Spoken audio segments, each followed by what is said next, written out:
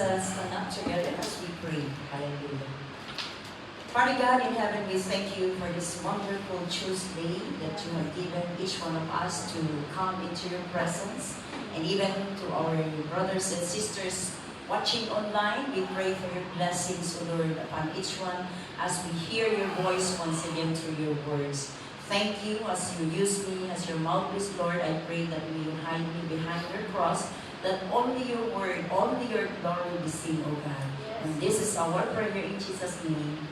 Amen. Praise the Lord. Batiin natin ang ating katabi ng magandang hapon. Magandang hapon. It's indeed a blessed afternoon. Amen. So, Tuesday na naman. Kaya nagkikita-kita muli tayo. At ako rin po ay lubos na nagpapasalamat at nakasama ko rin kayo. As I also thank our bishop, our pastors for allowing me to share the word of God. Dapat sila bakit nakakanervyos sana kung isipin, pero just obey. Amen? At sa hapong ito, napakaganda po ang ating pag-aaralan. How many of us know Abraham? Yeah. And who knows the song? Father Abraham. Ayan, alam na nila. Sikat na sikat po si Abraham sa Bible, sa pagkinatatagpo natin yan in the very beginning of the book, in the book of Genesis. And we heard a lot of his story on how he walked through trials. Even he is blessed, he also gone through testings. But this afternoon, pagtutunan po natin ng pansin in chapter 18. Genesis chapter 18. Verse 16 to 33. Amen. So, pag-uusapan po natin ang tungkol sa in Tagalog is, how he pleads before God for the sake of Sodom and Gomorrah. Amen? Basahin po natin yun para maintindihan natin yung kwento. But you see, in chapter 13 kasi, kasama niya si Lot, yung pamangkin niya na si Lot. And as they go to the promised land, dahil blessed na blessed ang alagad ng Panginoon kasama ng kanyang pamangkin, nagkaroon sila ng prosperous na maraming mga tawag natin herds, mga alagang hayop, nag-prosper po. Ang problema, as they go on in their journey, kailangan po ng mga pagkain ng kanilang mga alaga. Kulang po yung sa bawat station na kung saan sila tumitigil, kinukulang po.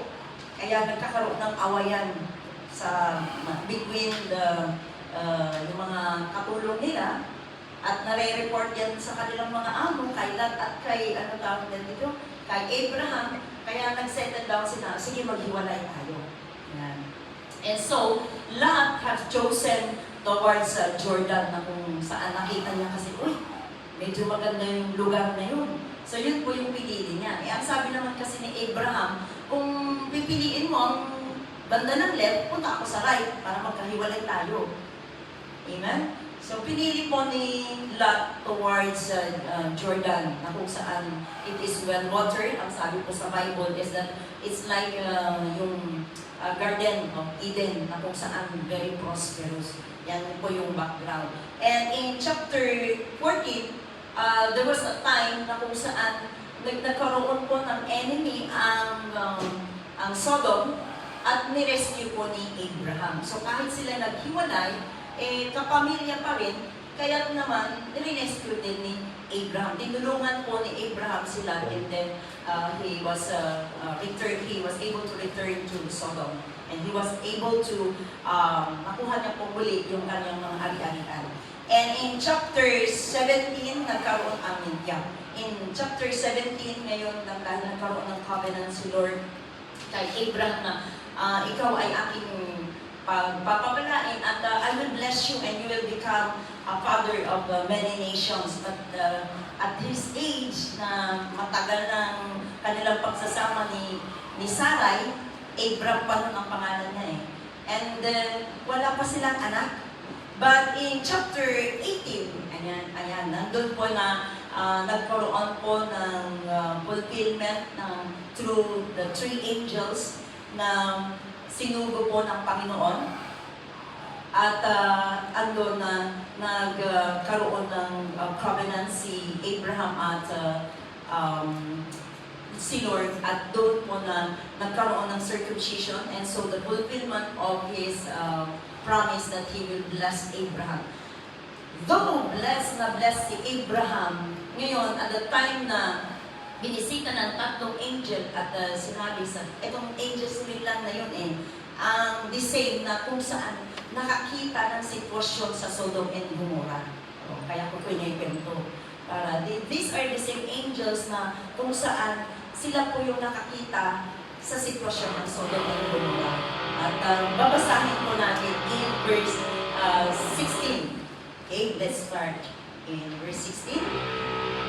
When the men got up to leave, they looked down towards, kasi natapos na silang nag-uusap nila Abraham, sinabi ng angels na magkakaroon ka ng anak the same time of this year, next year, magkakaroon ka ng anak, sabi kay Abraham. And so it's time now that the angels have to leave them. And then, when the men got up to leave, they looked down towards Sodom. Ito na. And Abraham walked along with them to see them on their way. Kung baga paano natin, send them away. Pero ito, habang palakad po sila, nakita po ng angels towards Sodom. Anong ingay na yun? They can sense something. They can see it. Angels sila, di ba?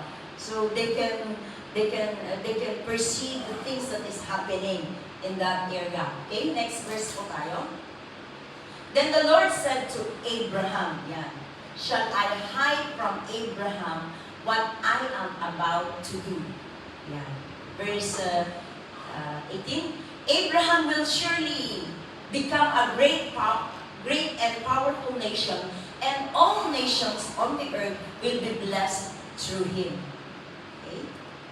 For I have chosen him, so that he will direct his children and his household after him to keep the way of the Lord by doing what is right and just. So that the Lord will bring about for Abraham what he has promised him. Next. Then the Lord said, the outcry against Sodom and Gomorrah is so great and their sins so grievous, talagang malala, that I will go down and see if what they have done is as bad as the outcry that has reached me. If not, I will know. Okay? Then men turned away and went towards Sodom, but Abraham remained standing before the Lord. Next verse. Then Abraham approached him and said, will you sweep away the righteous with the wicked? What if there are 50 righteous people in the city? Will you sweep it away and not spare the place for the sake of the 50 righteous people in it? Far be it from you to do such a thing, to kill the righteous with the wicked, treating the righteous and the wicked alike. Far be it from you. Will not the judge of all the earth do right? Ayan, parang kinukonsensya pa si Lord, ano? The Lord said, if I find 50 righteous people in the city of Sodom, I will spare the whole place for their sake. Then Abraham spoke up again, and now that I have been so bold as to speak to the Lord, though I am nothing but dust and ashes.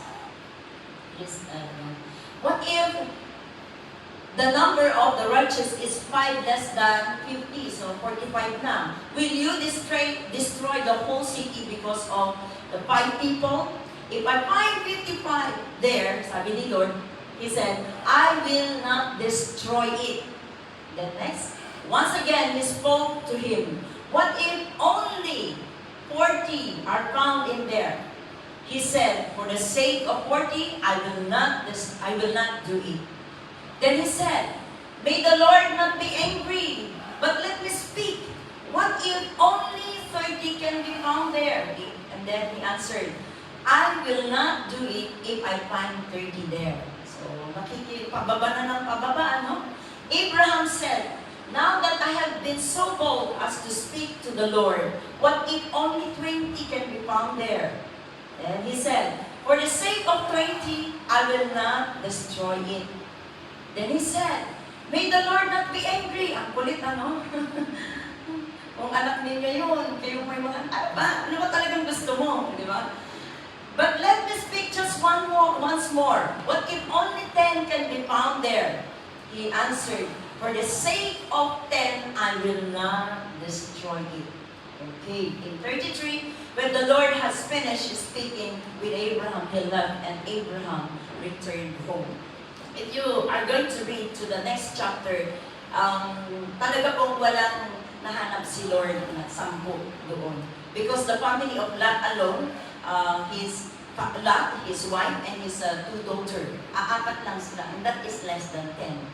Amen? So, ang nangyari po, yun, alam na natin po yung kwento ng Sodom and Gomorrah. Okay, so, here comes Abraham. Let's talk about Abraham muna. So, kung titignan natin, sino kaya yung, kung kumpara natin, isa kang katulong, tapos yung kausap mo, presidente.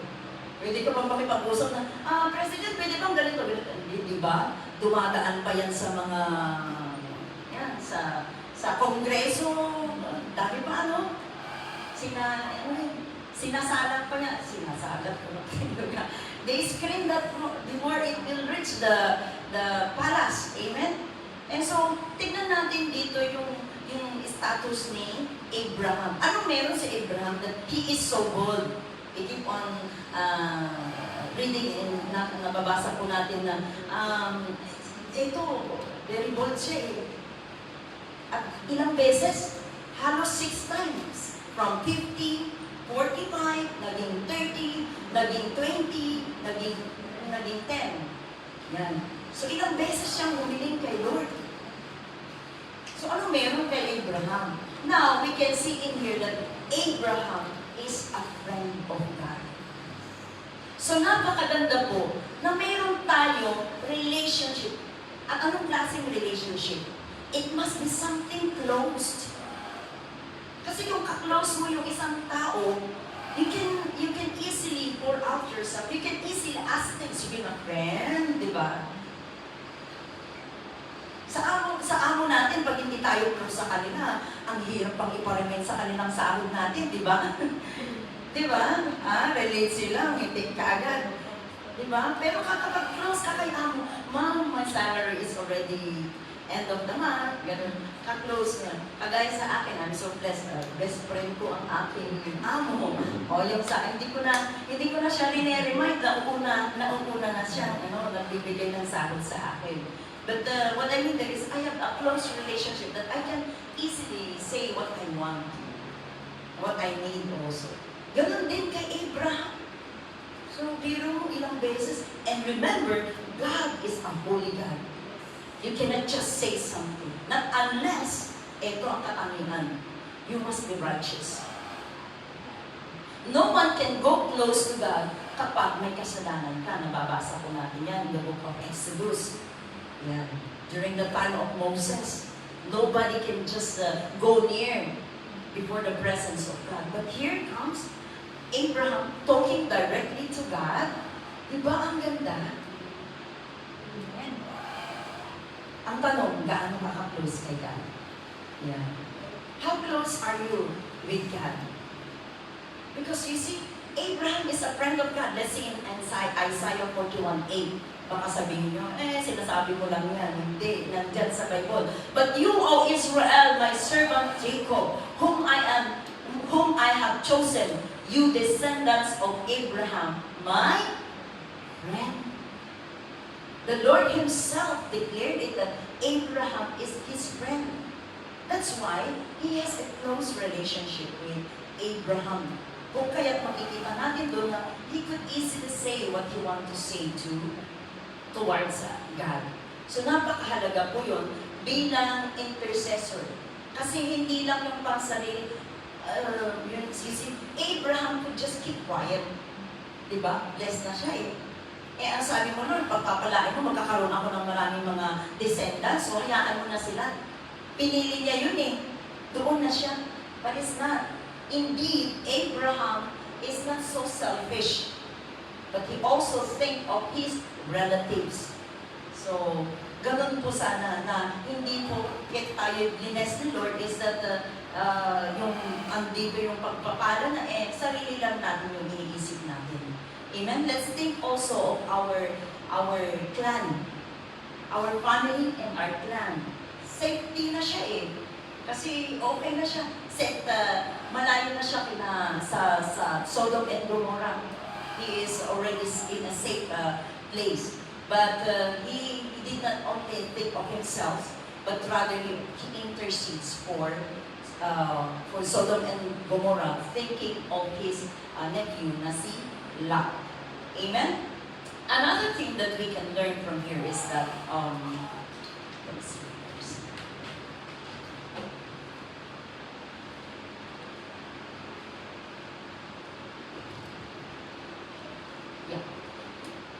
Yes. For I have chosen him. Yeah.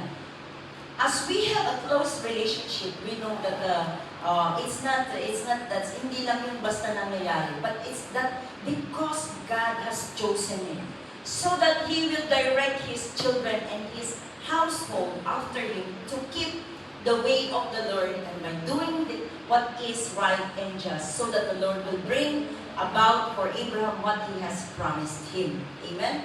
Ito yung alalahanin natin. Abraham did not just become a friend of God, but it's God Himself who have chosen Abraham. Amen? Paano nangyari yun? You know, remember from his place, from the land of Ur, and God called Abraham, punta ka sa aking sa promised land. It's not easy just to get up. Yan. Mag-relocate na yung amo natin, ang hirap-hirap, ang daming bubuhatin. No? But for Abraham, he obeyed God. That's why nakita ni Lord na, obedient si Abraham. Natulog. Amen? Masunurin si Abraham. And that he has chosen him so that he will direct his children and his household. Yan. Abraham has a mission. He is not just a friend of God na parang, okay na lahat, you're blessed na lang. But the Lord has given something to Abraham to do. Sabi niya, he will direct his children. Ibig sabihin, turuan niya yung kanyang mga anak. And it's not easy. Ngayon, yung mga amo natin, pag nagsasalita yung mga parents nila, ang hirap nilang makinig, no? It's not easy. Ang sabi pa ni Lord, bibigyan kita ng maraming anak, maraming descendants. Isa pa ng lokonado natin, nai-stress na sila, pati tayo mga katulong, pag minsan, ano? Stress tayo sa isa. But how about for Abraham, ang daming pinangako si Lord na magiging kapututan na kung nadatigluhan mo. So it's not easy. But that is the task that God has given to Abraham. And for them to keep the way of the Lord by doing what is right and just. So, ngayon, he has to disciple his children. Kailangan turuan niya. Okay, number 2 na pwede natin matutunan sa kwento ni Abraham is that in verse 22, Abraham remained in God's presence. Tingnan po natin sa verse 22. The man turned away and went towards Sodom, but Abraham remained standing before the Lord. Knowing what God has already said to Abraham, ayan, hindi siya kaagad na umalis. He stand before the Lord. Tayo ang hirap na manatili sa presensya ni Lord, ano? Sa pananalangin, hindi po maabot ng 10 minutes, Thank you, Lord. Good morning. And then, sige na. Sa gabi, exhausted na, tulog na. But, the attitude of Abraham in here is that he remained standing standing before the Lord. It's not easy to stand, remaining, standing before the Lord. Pagiging mananatili ka sa presensya niya. Even there is bad news. Even when we are under trials, it's not easy. During those times, aligaga tayo, ano yung gagawin ko, ano kaya, yung mga ganun na attitude natin. Tawagan ko, ay sana,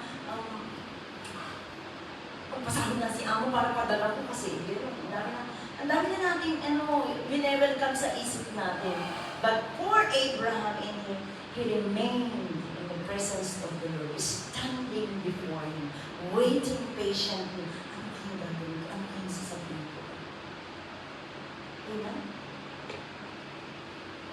Yun po yung hinahanap ni Lord sa atin. And that is a good quality that we can learn from Abraham. He remained. That's why when we have problem, let's have a quiet time. Let God speak to us. Amen? After the conversation, maganda kasi if you remain inaayos po ni Lord, He speak through His words and even in our meditation, He speak unto us. Kaya huwag tayo lagi nag-aakura. Ay, pray na ako na. Para hindi ka guilty ka na matulog. Pero kung i-evaluate mo lang tayo, even sa umaga na yun, ang unang dinadapot natin, cellphone, anong oras na kayo, tapos, clinic na naman, ay, nag-message pala siya. Hanggang sa, 5:30 na, malilate na ako, di ba ako naligo? Ayan. Magpapa-breakfast pa ako. So, already occupied na kaagad sa mga ating mga daily tasks na kung saan wala yung quiet time natin kay Lord. Amen? Pag minsan, hindi lang minsan yata, no? Lagi, guilty lahat. Guilty lahat. But let's learn from Abraham. We have daily worries. We have daily face-to-face. And it's good to stand before the Lord in prayer. God is asking us to kneel down, to pray. And then we wake up earlier than the curfew hour, di ba? Pag 5:30, kailangan na magluluto ka na. Then we wake up a little bit early para hindi tayo gagawin pa sa oras. Amen? Okay, let's see in verse 23. After he remained, he has this boldness to approach God. In verse 23, sabi niya, 22, verse 23.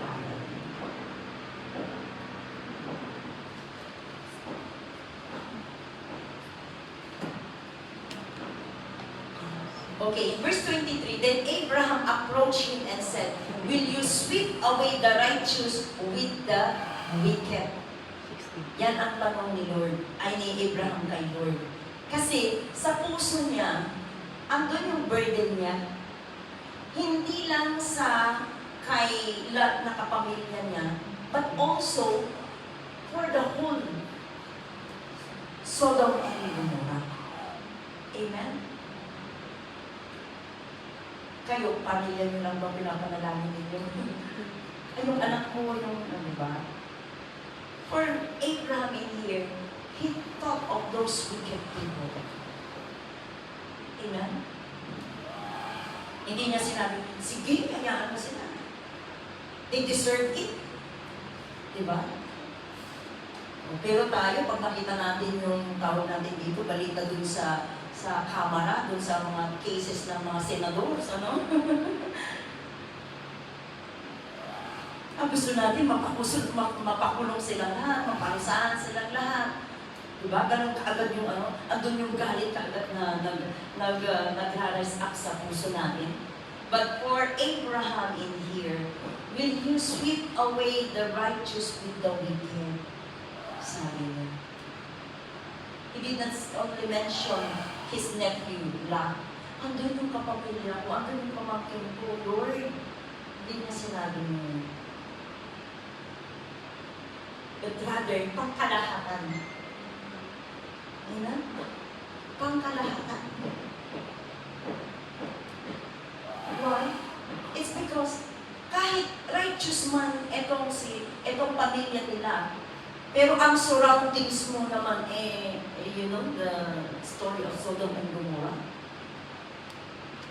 Wherein there's injustice, there's homosexuality, andun yung awayan, if you will read that, na nung winelcome ni Lot, yung dalawang angel, naku, they surrounded the house of Lot.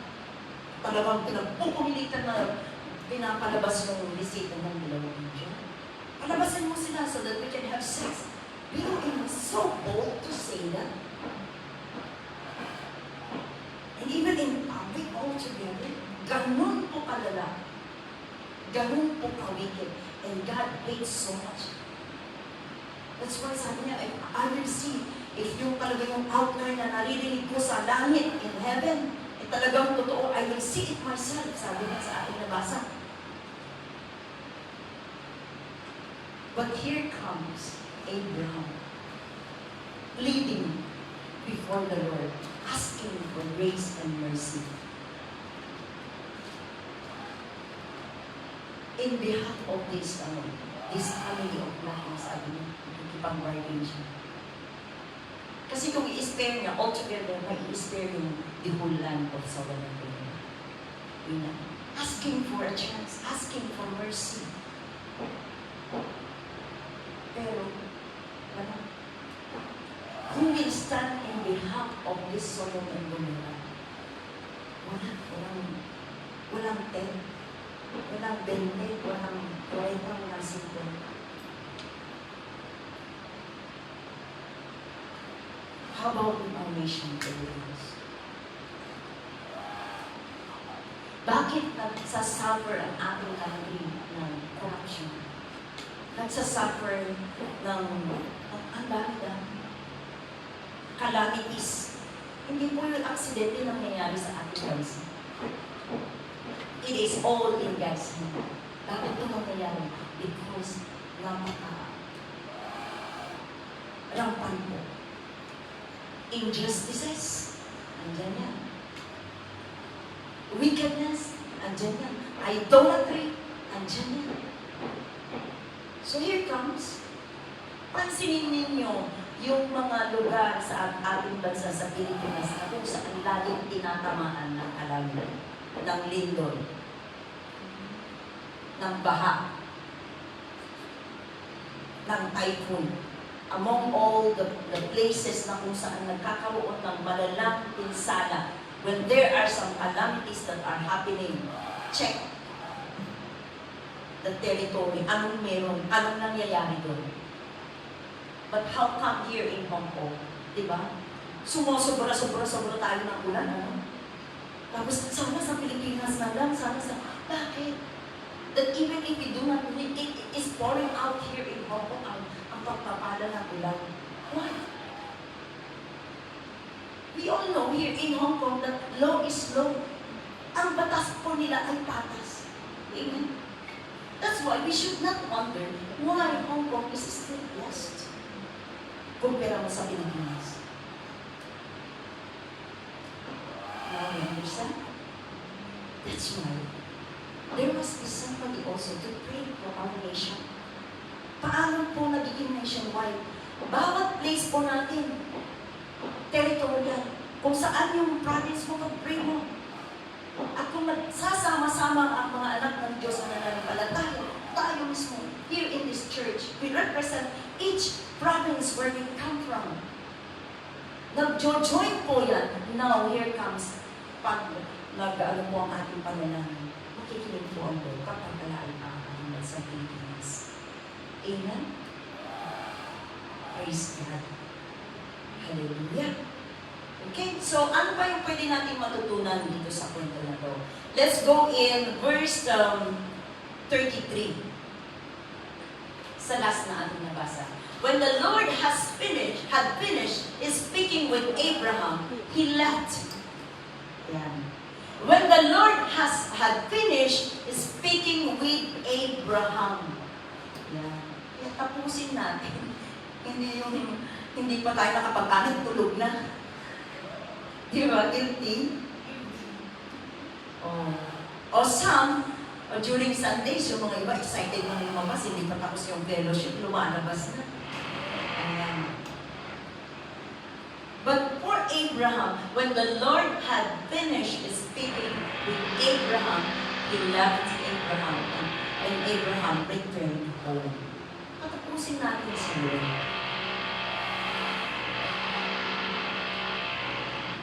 Lalo na kung medyo mabigat yung ating hinihingi sa Panginoon. Kasya ba yung mag-minute na prayer? Hindi. I-approach mo nga lang ang amo mo para pag may kahilingan tayo, ini-interrogate pa tayo, di ba? Oh, why? How come? I just gave your salary. What did you do? Yan, ini-intriga pa tayo. Mahabang usapan yan. So, ganun din, spend time. Let God finish His instruction. Yan yung magandang attitude today. Abraham. Pwede natin matutunan. Take time. Enjoy the presence of God. Hindi yung parang nasusunod na yung bit natin na ang dami natin nasunan. Malilito ko or any other things that we can say. But no, it's not places before the Lord. If we really love the Lord, or even if we are really a friend of God, yan. Maalala niyo yung mga high school tayo, may mga best friend, di ba? Halos ayaw natin maghiwalay. Isinasama pa natin sila sa bahay natin, di ba? Dito ka lang kumain, friend, di ba? How about God? Friend mo nga ba talaga si Lord? Amen? Sigurado ka? Tanong, ilang minutes ka na nanalangin? Yan. That will tell kung talagang friend mo nga ba si Lord. Kasi pag na-enjoy mo yung fellowship mo, and you are close to somebody, halos ayaw natin makipag-iwalay, di ba? Gusto natin manatili sa kanilang presensya. Pag minsan pa nga the same na kwento, inuulit-ulit. Para lang mahaba yung time na kasama mo si friend. Diba? So, ganun din. Kagaya ni Abraham. From 50 to sige, bargain pa rin ang Ganun po. Let's spend time with the Lord. Let God finish what He wants to say. Para tatlo na linay, para klaro yung expression. Amen? Kasi pag nagmamadali ka, pag inutusan tayo ni Amo, hindi mo pa napatapos yung sasabihin ni Amo, umaalis ka na. Hindi ka nakinig sa last na sinabi niya. But do not, sabi niya. Nilagyan mo ng asin. Yun sana yung sasabihin ni Amo. But do not put salt in the soup. Yeah. Dahil nag-aapro ka, na-assume mo na lang, sige. Tumakbo ka na. Umalis ka na. Ayan, nagkakamali sa ating mga gagawin pagkagawin. Let God finish. Let God finish the conversation first before we leave. Amen? We are learning, di ba? It's good to really evaluate ourselves sa kanyang mga salita. Amen? So, we can see in here that Abraham is really indeed a faithful servant of the Lord. Because, tayo, bilang anak ng Panginoon, it's not just Abraham, but we also, ourselves, are being chosen. Hindi lang po si Abraham ang pinili ng Panginoon. Amen? And let's read in I have chosen na sabi niya. In John 15:16. John 15:16. In John 15:16, sinabi niya po doon na God has chosen us and God has appointed us. And in Jeremiah 5:10 yata yun, na sabi niya, before pa tayo pinanganak, nung nandun po tayo sa sinapupunan ng ating mga magulang, ayan, you did not choose me, but I chose you and appointed you to go and bear much fruit. There is an appointment. There is yung pagpipili ng Panginoon sa atin. Sa Jeremiah, sabi niya din po na tayo ay, noong nandun pa tayo sa sinapupunan ng ating mga magulang, ating mother, pinili na tayo ni Lord. May plano na si Lord sa ating buhay. Amen? So, do not say, si Abraham, kasi pinili niya siya. He has chosen. No. Each one of us did not just exist in this world para mabuhay at mamatay with you. Hindi po. Lalong-lalo na sa ating nananampalataya, there is a mission.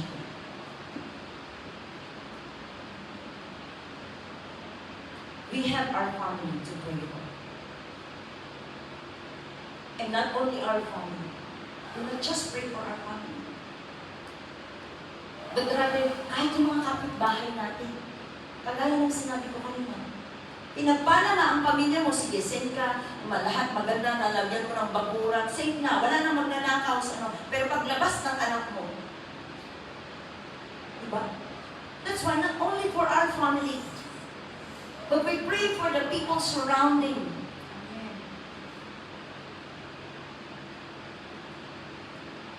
Just like Abraham. Blessed ka nga, pero andyan.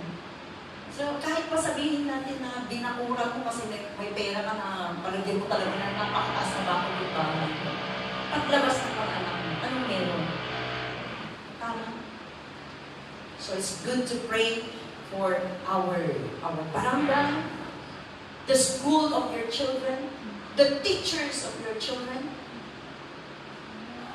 Because indeed, wickedness in this end time is really rampant. And it's out of our control. Because that is what has been prophesied in the Word of God, 2 Timothy ba yun? Na, 2 Timothy chapter 3, verse 1 to 3, that in the end times, but mark this, sabi niya, there will be, sa verse 2 Timothy, but mark this, there will be terrible times in the last days. Anong generation na tayo? We are in the end times. Verse 2. People will be lovers of themselves, lovers of money, boastful, proud, abusive, disobedient to their parents, ungrateful, unholy. In verse 3. Yeah, without love. Kaya pwede pumatay ang kung sino-sino man. Unforgiving. Nagkakaroon ng bitterness, kaya nagkakaroon ng siraan. Slanderous, without self-control. Hindi na kukontrol ang kanilang mga galit kasi bitterness na yung meron sa puso. Brutal. Ayan.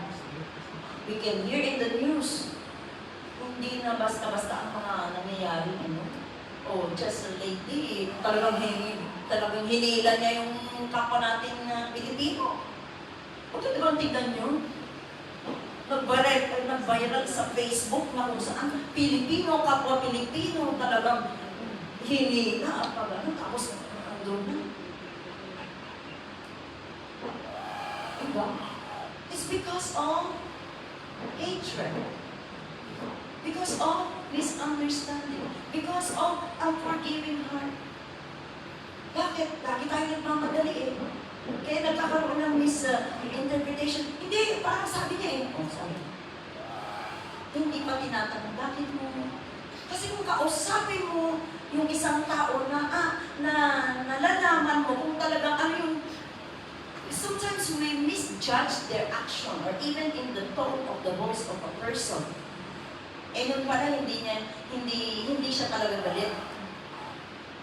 Napataas lang ng boses, gaya sa Senado, dahil lang pinagtaasan ng boses, wala na, nagkaroon na talaga na. Diba? But if you sit down, intindihin mo bakit kaya naging ganun mo. Situation. Huwag magmadali. Because these things, out of control na. Because of pride na, hindi pwede gagawin na minamalit ako. Hindi naman yun ang ibig niya sabihin. Yan. And so, lovers of the good things namin gusto natin. Basta pansarili, okay lang, basta okay lang. Selfish niya So that is our generation. But thank God that though this is happening, there are believers. May mga nananampalataya kagaya ni Abraham. Amen? During the time, God has set apart Abraham. And God has chosen us to and appointed us to do a task. To be a watchman, to be a prophet, to bring the good news. That's why we have the street preaching. We have Bible studies outside. These are the opportunities on how we stand, on how we intercede for the people in our generation. Amen?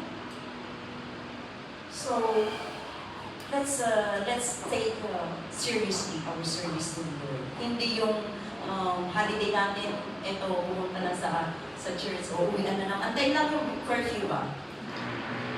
You come earlier and pray together. Kahit weekdays kayo, huwag nyo antayin yung 2 o'clock. Bakit half day ba ang holiday ninyo? Lahat? O, diba? Holidays, full day ang binibigay ng mga amo. Pero bakit mga alauna lang kayo natin? Weekdays is not exempted kasi full day ang ano. O baka sinanay nyo kasi ang mga amo nyo na tulog kayo ng hanggang alas 11. O di ang pagkaalam ng amo mo is pwede siyang mali. O di bibigyan ka ng gagawin, ay pwede pa rin siyang pakinabangan. Kasi half day lang siya lumalabas. So kahit holiday mo, Chichia, can you do this before you go out? Kasi natutulog ka hanggang alas 11. E pag weekdays naman, pwede naman siyang gumising ng maaga. So sinisingit niya ng kung ano, tapos i-reason out natin na, may pinapagawa pa kasi si amo. Hindi, ikaw yung nauna eh. Alam mo na holiday mo, lalabas ka para pupunta. Gagaya ka ng maaga para punta ka sa church. It's not because na hapon lang po ang service natin sa weekdays, but we can come early and pray together. You can learn guitar. Yan. You can learn new songs. Para hindi lang yung mga nag-lead na nga sila, pa rin yung aawit ng mga magigitara pa rin. You can learn. Amen? And pray. Kagaya ni Abraham. Why we need to do this? How God will bless us if we ourselves are sluggard, tutulog-tulog. At patay-patay kayo, awan. Diba? Just like Jesus, let's see in the New Testament, Jesus is a good example also. That He prayed, lagi siyang nananalangin, hindi lang si Abraham. Jesus is a very good example also. He displayed a very good example on how He lived on earth. Tignan natin sa Mark, muna tayo?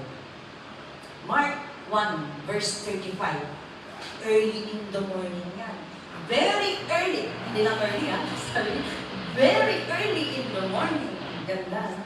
Very early in the morning. While it was still dark, Jesus got up, left the home, and went off to solitary place where He prayed.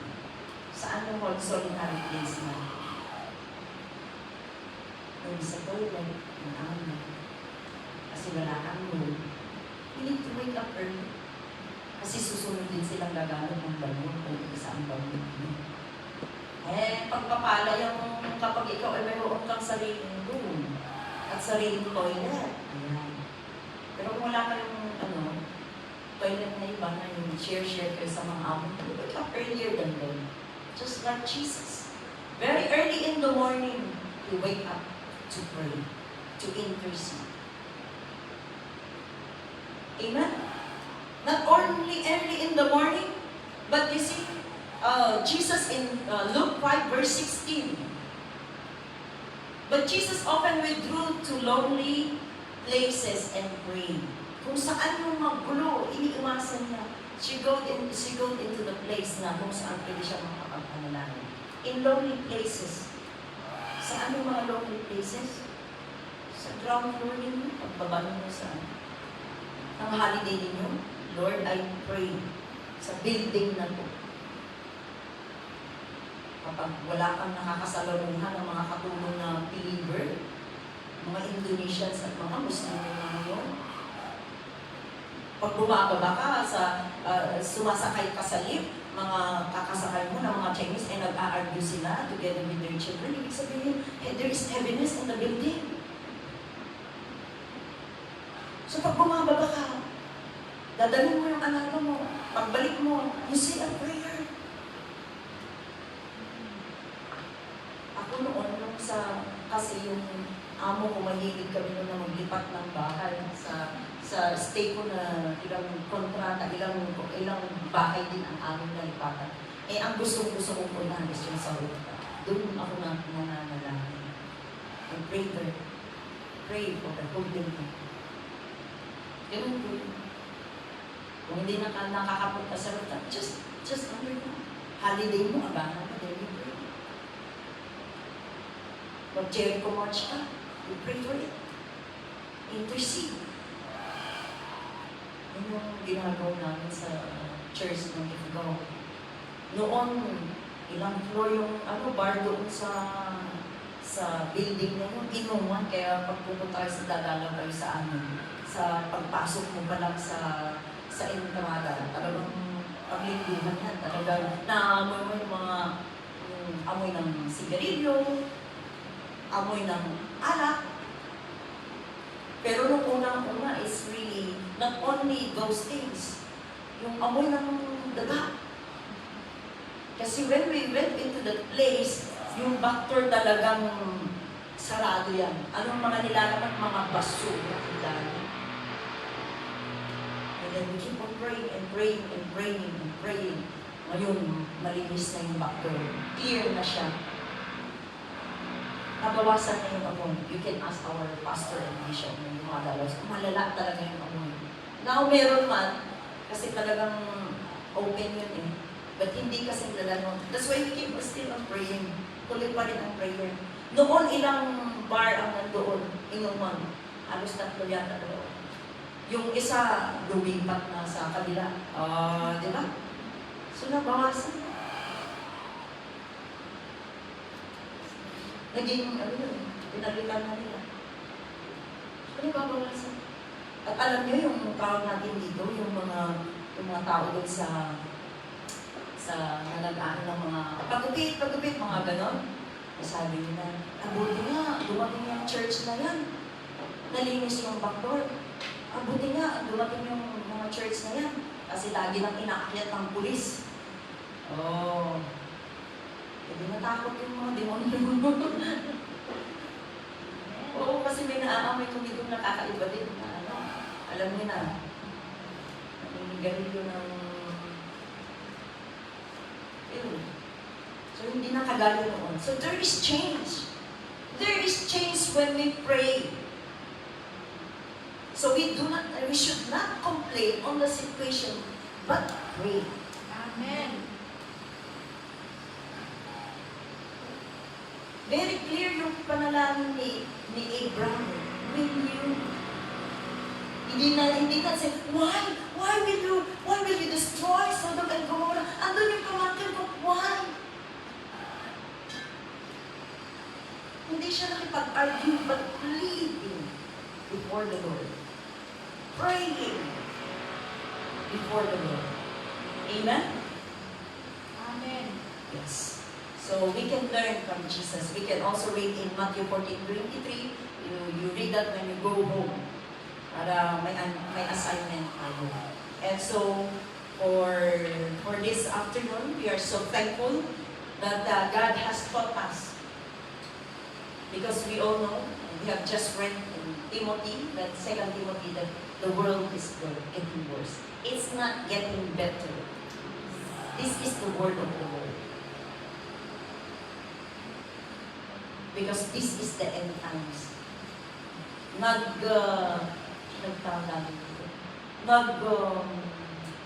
Double time din ang tao. Pero, let's pray. nga maisabot dagiti pamilya tayo, our nation. In every territory that God has given unto us, in our employment. Kaya nga, ang bansa natin is not just a domestic helper, but a domestic hero of the Lord. Amen. Amen. We have a mission mga kapatid. Dahil napakaganda mo naman plano ng Panginoon, wherein He sends Filipinos abroad, different nation. Kahit saan kabansa pumuntaan dyan ang mga Pilipino. Bakit? We have a mission. So let's pray for our fellow Filipinos dahil marami din po mga nawawala sa landas. Here alone in Hong Kong, na kung saan dinalaga tayo ni Lord dito sa Hong Kong, let's stand on our feet, just like Abraham. Let's stand on our feet. Magpalakas po tayo. Para hindi lang yung sarili natin yung pinitignan natin na pinagpapanalangin.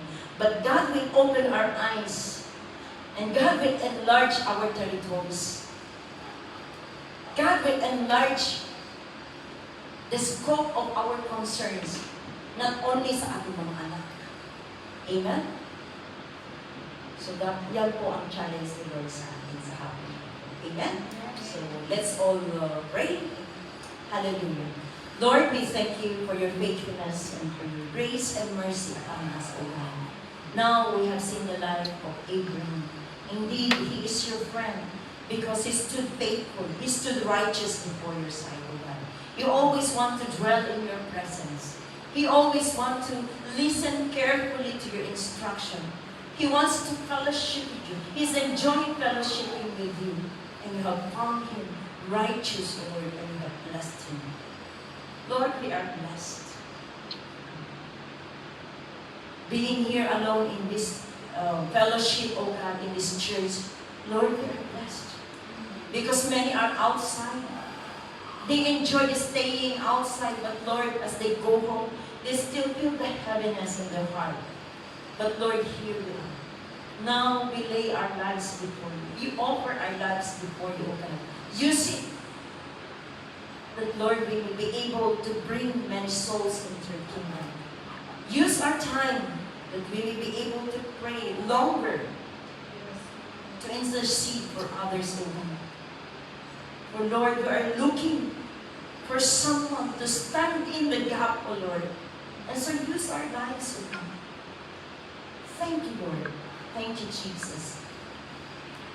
Dalangin po namin na kung anumang katamaran na meron ang aming sarili. Lord, let us not be lovers of ourselves. Na kung saan ini-enjoy namin matulog, O God. Lord, gisingin mo po kami. Maagang maaga para po manalangin. Thank you, Lord, because you are doing great in our lives, O God. And Lord, you will open our eyes, unfold the things before our very eyes, O Lord God, on the great things, the miraculous things that you are doing, O Lord God, that all the more we will glorify your holy name. We will testify that you are indeed an answering God, O Lord. Thank you, Jesus. Thank you, Lord. We do not want to see our nation perishing. We do not want to see, O Lord God, our family suffering, O Lord God. But Lord, we want them to be blessed as you are blessing us, Lord. Thank you. Thank you for your salvation. Thank you for your grace and mercy. May your name be glorified in our life. And this is our prayer.